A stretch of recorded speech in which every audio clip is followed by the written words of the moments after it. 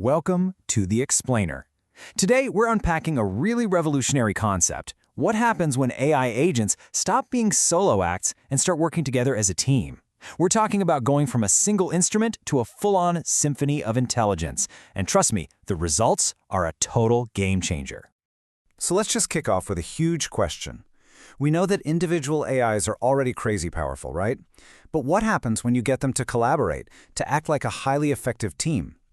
This isn't just about making things a little bit faster. It's about unlocking the ability to solve problems that were completely out of reach before. So here's how we're going to break it all down. First, we'll get on the same page about what teaming up even means for AIs. Then we'll dig into why it's so tricky to get them to work together.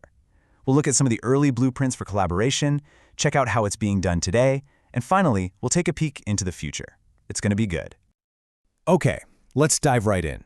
When we talk about AI teamwork, what are we really getting at? Because it's way more than just, having a bunch of AIs running at the same time. At its very heart, it's all about getting these independent, autonomous AI agents to actually cooperate, to share what they know, and to coordinate what they do to hit goals they just couldn't on their own. The key here is that each agent has its own local perspective, its own piece of the puzzle, and they work together without some big central brain telling every single one what to do. IBM has this fantastic analogy that really makes it click. Picture a whole fleet of drones flying over a disaster site. Now, each one is flying on its own, right? It's making its own decisions, dodging obstacles, scanning its little patch of ground. But, and this is the magic part, they're all constantly talking to each other, sharing what they find. Together, they build this complete live map of the entire area, something no single drone could ever do. That, right there, is the power of multi-agent collaboration. Okay, but as anyone who's ever worked on a group project knows, teamwork is hard, and it's no different for AIs. You can't just throw them all into the same digital space and expect everything to work out perfectly. So you might be asking, why even bother with all this complexity? Well, it's because some problems are just too big, too spread out, or too complicated for any one agent. By teaming up, they can blow past those limits, scale up their work, and maybe most importantly, create systems that are way more resilient. There's no single point of failure. All right, so this coordination problem, it's not new. How did the early pioneers even start to tackle this? They knew they needed some kind of structure, a blueprint for cooperation. Let's look at how they first designed these things. So back in the 90s, a pioneering architecture called Adept did something brilliant. They literally looked at how human businesses are structured with departments and managers and thought, hey, why not do that for AIs? It turns out that a corporate hierarchy can be a pretty powerful model for AI collaboration too. And this diagram, it just lays it out perfectly.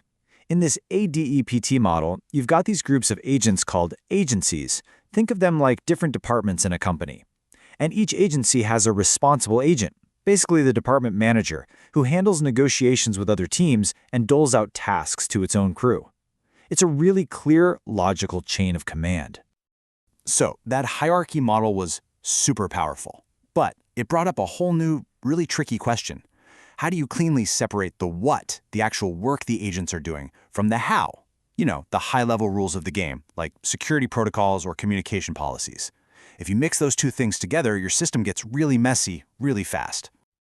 Well, a really elegant solution popped up called the reflective blackboard pattern. It's a super clever design that creates a system with two totally separate levels of operation. It neatly splits the work itself from the rules that govern that work. What's so brilliant about this is how clear the separation is. Just think of the base level as the busy factory floor. That's where the agents are, doing their jobs, getting things done.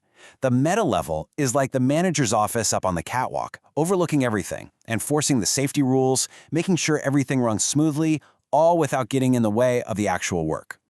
Okay, so those early ideas, the hierarchies, separating the work from the rules, they weren't just academic exercises. They evolved directly into the sophisticated strategies we see in today's most advanced multi-agent systems. First up, the most straightforward way, rule-based collaboration. Honestly, think of it like a classic assembly line. Every single step is scripted. If this happens, then do that. It's super efficient, totally predictable, but not very flexible if something unexpected happens.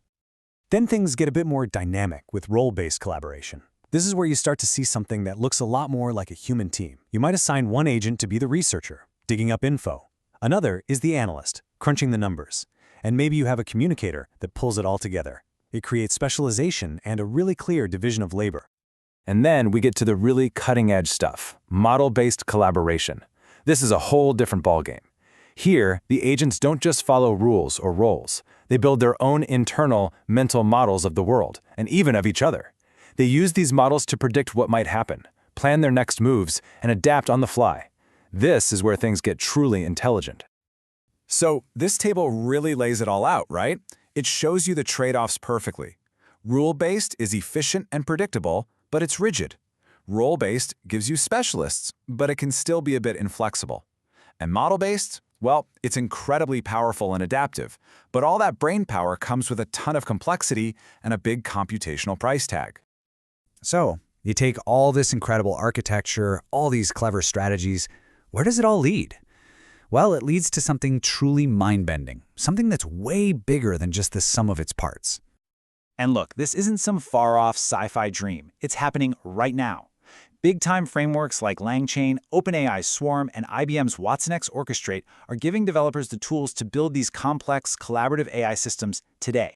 Because the ultimate goal here, the holy grail, is to achieve something called emergent collective intelligence. It's that magic moment when the team becomes smarter than any individual on it. The group starts showing intelligent behaviors that nobody explicitly programmed into any single agent. The whole becomes truly greater than the sum of its parts. And that leaves us with one final and honestly pretty thrilling question to chew on. As these incredibly coordinated AI teams get more and more powerful, what problems that we think of as unsolvable today are they going to help us conquer? Curing diseases? Optimizing the global supply chain? Maybe even tackling climate change? The possibilities are just staggering. So I'll leave you with this. What do you think they'll solve next?